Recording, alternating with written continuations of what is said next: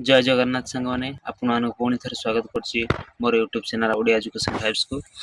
आज आम यही भिडियो डिस्कसन करवा +3 4th semester Odia honours according to NEP 2020 Odia honours core paper 10 गोटे गल्प जे कि आमर रेवती कथा सम्राट बा व्यासकवि फकीरमोहन सेनापति रेवती गल्प जहाँकि ओडिया साहित्य प्रथम क्षुद्र गल्प है कि तार टेक्स्ट आलोचना आम करवा। तो से गल्प आलोचना पूर्व गाल्पिकों संपर्क किसी आम जाना है कि तापर आम टेक्स्ट आलोचना करा गोटे गोटे करी। तो यहाँ हूँ तार प्रथम पार्ट है कि ना गोटे पार्ट तो सब सर संभव हे ना। तो गोटे गोटे पार्ट कर डेली डेली आलोचना करवा।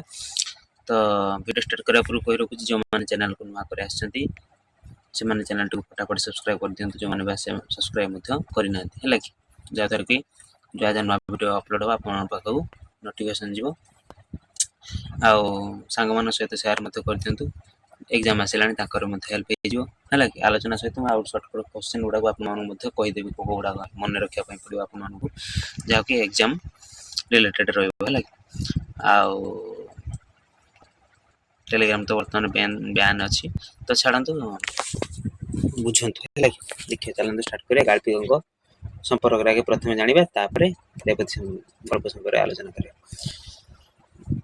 गाल्पिक परिचिति देखिए आधुनिक ओडिया साहित्यर प्रथम पर्यायर फकीरमोहन सेनापति जड़े स्वनामधन्य स्रष्टा अर्थात आधुनिक कथा साहित्यर जनक कहले अत्युक्ति हेब ना फकीरमोहन सेनापति से बालेश्वर जिलार मल्लिकाजपुर शासन में पिता लक्ष्मण चरण सेनापति और माता तुलसी देवी कोल 1843 मसीहा मकर संक्रांति दिन जन्मग्रहण करते किए फकीरमोहन सेनापति पितृदत्त नाम था ब्रजमोहन सेनापति बापा माँ जो ना देते कौन ना ब्रजमोहन सेनापति मात्र 13 वर्ष बयस पिता माता को हर फकीरमोहन है छोट बड़े पिता माता हर शैशव अवस्था रोगाक्रांत जो छोट बड़े शरीर रोग थी जो प्राय समय जानी पड़ी रोगाक्रांत थी जो पितामही माता बा कुचिला दे पितामही थे कुचिला दे है बालेश्वर पीरंठ समर्पण करते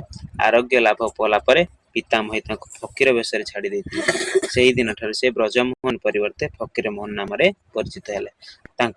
उद्यम 1868 ख्रीष्टाब्द बालेश्वर ठारे प्रथम छापाखाना प्रतिष्ठा होता बालेश्वर ठारे प्रथम प्रतिष्ठा छापाखाना प्रतिष्ठा केबे होइतिला 1868 मसीह फकीरमोहन उद्यम है कि प्रेस बालेश्वर संवाद वाहिका और बोधधायिनी नाम पत्रिका द्वय प्रथम फकीरमोहन प्रकाश करते से बालेश्वर जो प्रेस छापाखाना प्रतिष्ठा करते से दुटा पत्रिका प्रकाश करता 1869-70 मसीहा बेलू ओडिया भाषा को उठाई बंगाल भाषा प्रचलन करने जो चक्रांतकारी मैंने चेष्टा करते विरोध में फकीरमोहन तीव्र स्वर उत्तोलन करते ओडिशा विभिन्न भाषा सहित विद्यालय मान ओडिया भाषा शिक्षा दिगला। तो युवा आपने सब मन रखा दरकार ना जी इंट्रोडक्शन लिखापी हम तो ये भर बाछिक आपने लिखे है कल जानी था तथा कारण न जान फिर जानवे केमती आगे फिर सिक्यूरीटी देवे ये देवे है। फकीरमोहन सेनापति 1859 मसीहा प्रथम श्रीमती लीलावती देवी को विवाह करते 1969 मसीह प्रथम श्रीमती लीलावती देवी को विवाह करते प्रथम पत्नी वियोग पर अर्थात श्रीमती लीलावती देवी वियोग पर फकीरमोहन पुणी 1871 मसीह कृष्णा कुमारी देवी को द्वितीय विवाह कले। द्वितीय पत्नी थे कृष्णा कुमारी देवी प्रथम पुत्रर वियोग पर पुत्रर वियोग होता वियोग पर पत्नी को मन कष्ट दूर करने रामायण अनुवाद करते किए ना फकीरमोहन। तो ये मैनेजर पर छड़ा दरकार नहीं परवर्ती समय जो काव्य कविता गल्प रचना करते छड़ा दरकार नहीं तभी जानी था देखी था जो पढ़ी चाहिए पढ़ी पारे। तो आउटे देखी तो यहाँ आधुनिक ओडिया कथा साहित्य से जड़े क्रांतिकारी स्रष्टा 1916 मसीह से बामंडा राज दरबार ये इंपोर्टेंट क्वेश्चन सरस्वती उपाधि भूषित होते 1916 मसीह बामंडा राज दरबार है सरस्वती उपाधि भूषित होते व्यासकवि कहुए व्यासकवि कौन कहुए जो मैंने जानी मत कमेंट जन देखिए कौन जानी व्यासकवि कौन कहुए फकीरमोहन सेनापति। तो रचनावली देखीदे अनुवाद साहित्य रही विभिन्न प्रकार जमी वाल्मीकि रामायण अनुवाद संस्कृत महाभारत है विभिन्न प्रकार रही देखिदेवे है। आ उपन्यास रही 4टी तो आम जानते छमा आठ घंटा लक्ष्मण मामू प्रायश्चित आउ गल्प रही 20टी जहाँ गल्प स्वल्प प्रथम भाग द्वितीय भाग भाव संकलित है। आउ काव्य कविता पुष्पमाला उपहार अवसर बासरे बौद्ध भातर काव्य पूजा फूल धूली इत्यादि काव्य कविता भ्रमण कहानी है उत्कल भ्रमण है। प्रबंध साहित्य मध्य कवि गोपाल कृष्ण पट्टनायक ओडिया भाषा भूत भविष्य आत्मजीवन हो आत्मजीवन चरित 1918 जहाँ हूँ ओडिया साहित्य प्रथम आत्मजीवन लेखे है। प्रथम आत्मजीवन हूँ आत्मजीवन चरित फकीरमोहन सेनापति 1918 मसीह। लास्ट आलोच्य रेवती आम जो पढ़िया रेवती गल्पटी फकीरमोहन सेनापति गल्प स्वल्प प्रथम भाग पुस्तक स्थानित अर्थात जो गल्प स्वल्प प्रथम भाग द्वितीय भाग कर 2टी जो संकलन प्रस्तुत कराई रेवती गल्पटा प्रथम गल्प स्वल्प प्रथम भाग में स्थानित होती प्रथमे उत्कल साहित्य पत्रिका है कि 1898 द्वितीय वर्ष 10म संख्यार प्रकाशित होता कौटा रेवती गल्पटा। फकीरमोहन प्रकृत जड़े समाज संस्कारक अंधविश्वास को से घृणा करुले रेवती मध्यम रेवती चरित्र मध्यम से झील पिला पाठ पढ़ार समाजर आपत्ति को देखाइबा सहित जेजिमा मध्यम कुसंस्कार प्रति अंगुली निर्देश करिसेंती ही रेवती गल्पर मुख्य विषय है। किपरि झीलटी से पाठ पढ़ला बोली सी मला माँ को खाइला सब कुसंस्कार दूर करने फकीरमोहन सेनापति चाहिए यही गल्प मध्यम है। तो ये आम जा गल्प आड़ को है रेवती देखिए ये तो गोटे फेमस डायलॉग जानी लो रेवती लो रेबी लो निया लो चुली है। कटक जिलार हरिहरपुर प्रगणा मध्य गोटे मफसल ग्राम नाम हूँ पाटपुर। कटक जिलार गोटे हरिहरपुर प्रगणा मध्य गोटे ग्राम अच्छी मफसल ग्राम से हरिहरपुर प्रगणा अंतर्गत ग्रामटी मफसल ग्रामटीर नाम हूँ पाटपुर। ग्राम मुंडामुंडी गोटे घर अच्छी आगिली पिछिली 4 बखरा खंजा पाचेरी चालिया ढेंकीशाल अगणा मध्य कूଅ आगक दांड दुआर पछक बाड़ीद्वार। फकीरमोहन गल्प मानक उपन्यास मानक से एभली भाव वर्णना करते कि सत्य कि आपण आखि सामने से झलसी अच्छे पूरा प्रत्येक जमी से थी जमी से गल्पटी से लिखिं पूरा वास्तव जमी सत्य कि जमी ए टू जेड जमी से गोटे गोटे कर घर वर्णना कर है कि केमी वर्णना कर दांड दुआर मेला घरे दांड लोके बसा उठा करती प्रजा माने खजना देवाकू आसी एठारे बसंती क्या घरे आम तो जानी ना है कि पाटपुर बोली गाँ आम जानिले जे से गाँ गोटे घर अच्छी से घर वर्णना कर देखिए क्या घर कौन ना श्याम बंधु महांती जमीदार तरफ ग्रामर करण ये आसला श्याम बंधु महांती चरित्र कथा। तो देखिए श्याम बंधु महांती काम कौन ना सी होती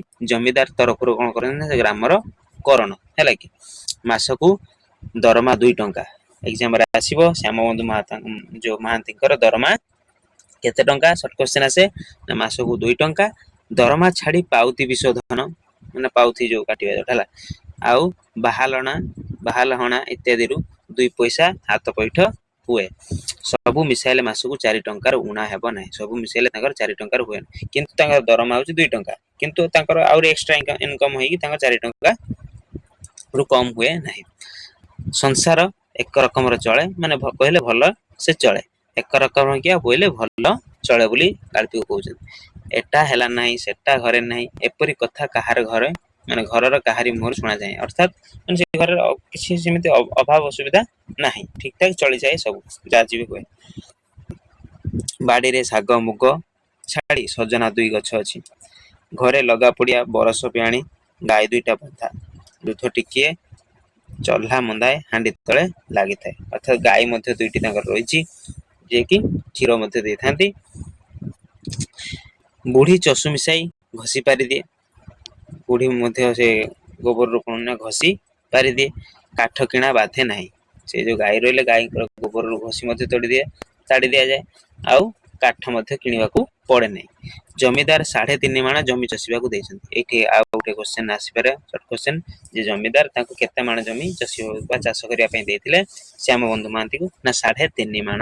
ହେଲା, ଧାନ ବଳେ ନାହିଁ କି କମେ ନାହିଁ, ଶ୍ୟାମ ବନ୍ଧୁଟି ବଡ ସିଧାସଳଖ ଲୋକ, ପ୍ରଜା ମାନେ ମାନନ୍ତି ସୁଖ ପାଆନ୍ତି।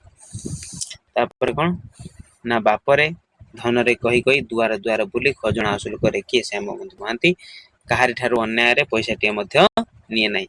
ପ୍ରଜା ମାନେ ଖଜଣା ଦେଇ ପାଉତି ମାଗନ୍ତି ନାହିଁ, କାରଣ ସେ 4 ଆଙ୍ଗୁଳି ତାଳପତ୍ରରେ ଖଣ୍ଡେ ପାଉତି ଲେଖି ଆପେ ଆପେ ନେବା ବଳେ ବଳେ ଚାଳରେ ନେଇ ଗୁଞ୍ଜି ଦେଇ ଆସେ, ଚାଳରେ ନେଇ ଖୁସି ଦେଇ ଆସେ କିଏ? ଶ୍ୟାମବନ୍ଧୁ ମହାନ୍ତି। ପାଉତି କାଟି ସାରିଲା ପରେ, କାରଣ ସେତେବେଳେ ସମୟରେ ଆଉ ଯେ ଥିଲାନି ନା ଅନଲାଇନ ପାଉତି ଆଉ କାଗଜ କଲମ ଥିଲାନି ନା, ସେତେବେଳେ ସେ ତାଳପତ୍ରରେ ହିଁ ଲେଖା ହଉଥିଲା। ଇଂରେଜ ଶାସନ ସମୟ ଚାଲିଥିଲା ସେତେବେଳେ, ପାଉତି ବା ଖଜଣା ଆଦାୟ କରାଉଥିଲା। ଜମିଦାର ପିଆଦା ଆସିଲେ ଗାଁକୁ ଛାଡେ ନାହିଁ।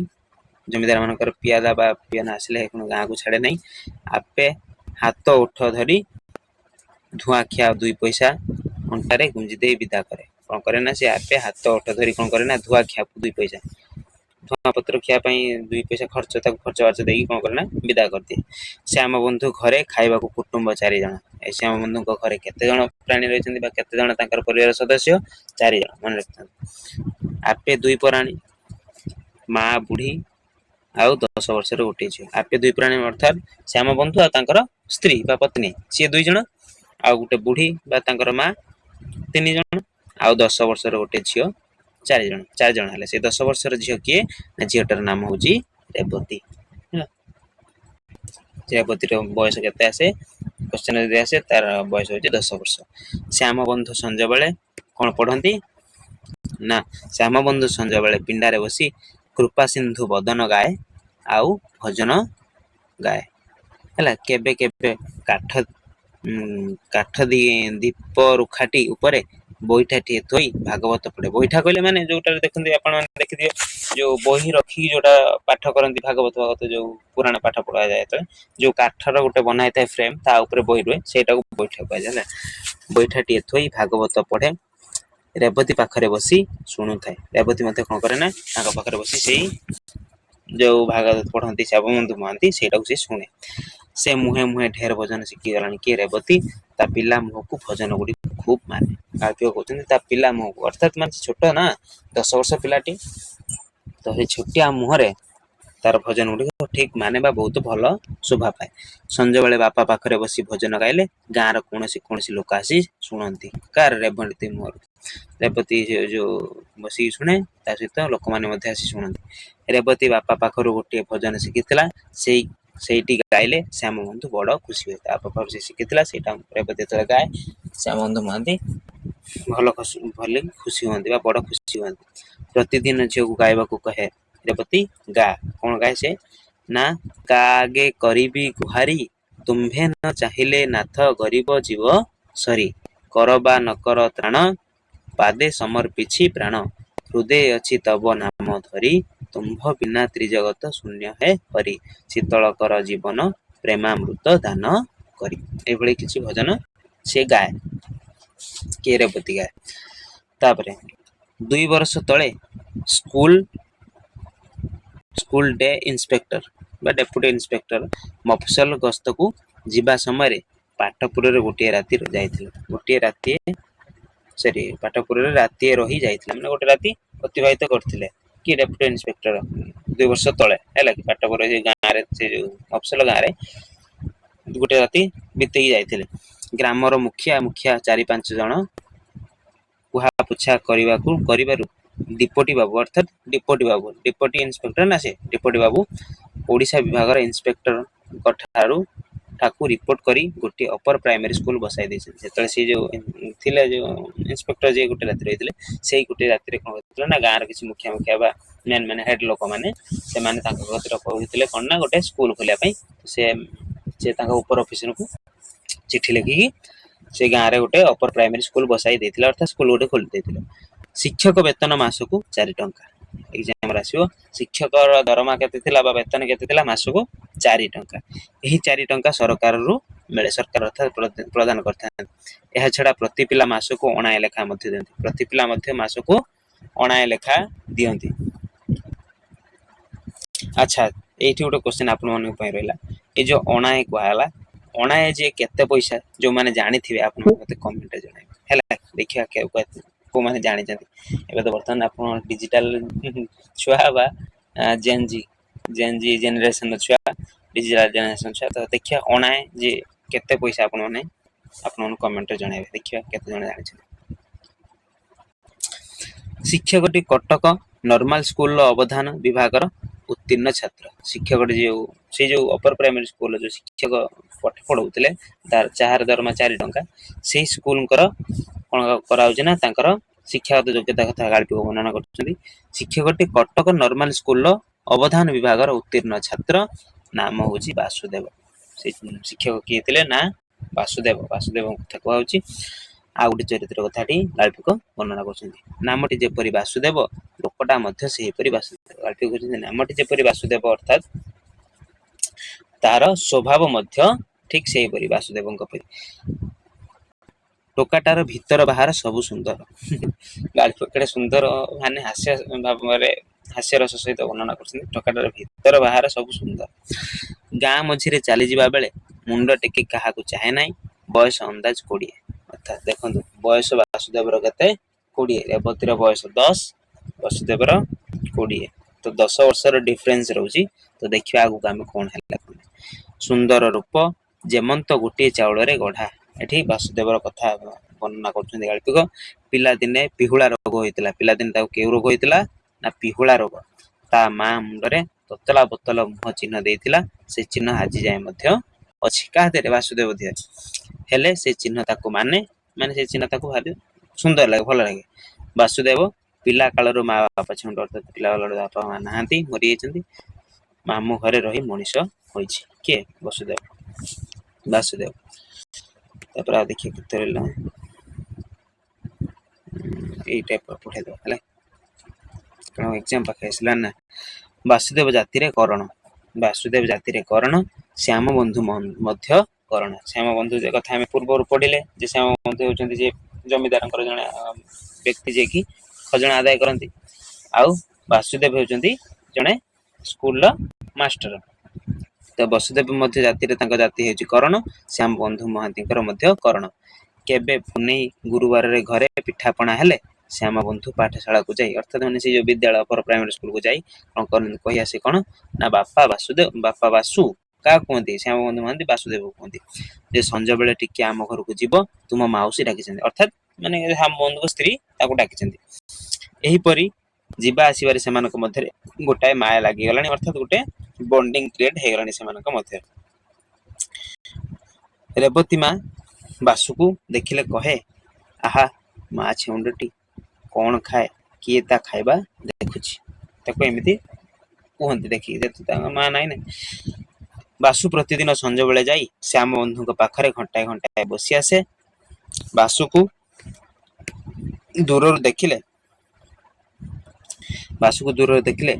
वासु भाई ओइले बोली रेवती पार्टी करी बापा को कहे बापा को डाकी आने कौन वासु भाई आइले वासु भाई पहुंचे वासुदेव से से डाकी कहे रेवती संज बेले बापा पाखरे बसी प्रतिदिन पठित पढ़ा होता पुराणा भजन गुड़ी वासु को शुणाए वासु को से गीत नुआ नुआ परी लागे दिने ए कथा से कथा पढ़ु पढ़ु श्याम बंधु शुणिले कटक रे गोटे झियो स्कूल अर्थात गर्ल्स स्कूल अच्छी सेठारे झियो माने पढ़ंती लुगा सिया शिखंती सिलाई माने टेलरिंग बधे शिखंती सही दिन ठारू रेवती को पाठ पढ़ाइबा को श्याम बंधुकर मन हैला एवं अपना मनर कथा वासुदेव को कहिला कि श्याम बंधु महांती जाइछन तांग झियो को पाठ पढ़ाइबा बोली रेवती वासु श्याम बंधुक पितृतुल्य माने से वासु श्याम बंधु मध्य माने बापा भली सम्मान करे बापा माने भावे कहिला आज्ञा मु से कथाटी कहिबे हेउतिले दुई जनक परामर्श रे रेवती पाठ पढ़ाइबार स्थिर हैला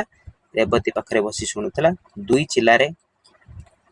चिल्लारे घर भीतर को जाई माँ को आ जेजी को मु पाठ पढ़ी खुशी रे खबर देला के रेवती सुने कथा जेतले सुने देइछि नै खबर देला माँ कहिले हौ पढ़िबु जेजी कहिले पाठ कोन लु माइकिना झेटा पाठ कोन रंदा बड़ा सिख पिठा पणा करी सिख झुटी दिया सिख दही मुआ सिख पाठ कोन बुढ़ी कोन कहउछि ना बुढ़ी सेतरे किंतु खुशी नै राजी नै से कहउछन तू झियो छटे कोन पाठ पढ़ी କାରଣ ଏଠି ଦେଖନ୍ତୁ ଗାଳ୍ପିକ ଯୋଉ ବୁଢୀ ମାଧ୍ୟମରେ ତତ୍କାଳୀନ ସମାଜର, ଏଟା ତ ଯେହେତୁ 1898 ମସିହାରେ ପ୍ରକାଶିତ ହେଇଛି, ସେଇ ସମୟର ଯୋଉ ସାମାଜିକ ପୃଷ୍ଠଭୂମି ଉପରେ ଯେହେତୁ ଏ ପର୍ଯ୍ୟବେସିତ ଗଳ୍ପଟି, ତ ସେଇ ତତ୍କାଳୀନ ସମୟରେ ସମାଜରେ ଏଇଭଳି କିଛି କୁସଂସ୍କାର ବା ଅନ୍ଧବିଶ୍ୱାସ ଥିଲା ଲୋକମାନଙ୍କ ମଧ୍ୟରେ, ଯେଉଁମାନେ କି ଝିଅ ବା ନାରୀ ଶିକ୍ଷାକୁ ସେମାନେ କୁସଂସ୍କାର ବା ଅନ୍ଧବିଶ୍ୱାସ ବୋଲି ମାନେ ଭାବୁଥିଲେ ଯେ ଅଶୁଭ। ସେମାନେ କଣ ଶିକ୍ଷାକୁ ଏତେ ନାରୀ ଶିକ୍ଷାକୁ ଏତେ ଗୁରୁତ୍ୱ ଦେଉନଥିଲେ ବା ଏତେ ସେମାନଙ୍କୁ ସୁଯୋଗ ମିଳୁନଥିଲା ନାରୀ ଶିକ୍ଷାକୁ ଧରିବା ପାଇଁ। ତ ଗାଳ୍ପିକ ଏଠାରେ ସେଇ ସଂସ୍କାରକ ବା କୁସଂସ୍କାରକୁ ଦୂର କରିବା ପାଇଁ ଏ ବୁଢୀ ଚରିତ୍ରଟି ମାଧ୍ୟମରେ ସଂସ୍କାର ଆଣିବା ପାଇଁ ଚେଷ୍ଟା କରିଛନ୍ତି। ତ ବୁଢୀ କହୁଛି କଣ ନା, ପାଠ କଣ ଲୋ ମାଇକିନା ଯେଟା ପାଠ କଣ, ରନ୍ଧାବଢା ଶିଖ, ମାନେ ଯିଏଟା କହୁଛନ୍ତି ତୁ ପାଠ ପଢିବୁ କଣ, ତୁ ରନ୍ଧାବଢା ଶିଖ, ପିଠାପଣା କରି ଶିଖ, ଝୋଟି ଦିଆ ଶିଖ, ଦହି ମୁହାଁ ଶିଖ, ପାଠ କଣ। ଏତିକିରେ ଆମେ ଏଇ ପାର୍ଟରେ ଏଇଠୁ ଏଣ୍ଡ କରିବା। ଦେନ୍ ଆମେ ନେକ୍ସଟ ପାର୍ଟରେ ଆଲୋଚନା କରିବା ଆଗକୁ କଣ ହେଲା।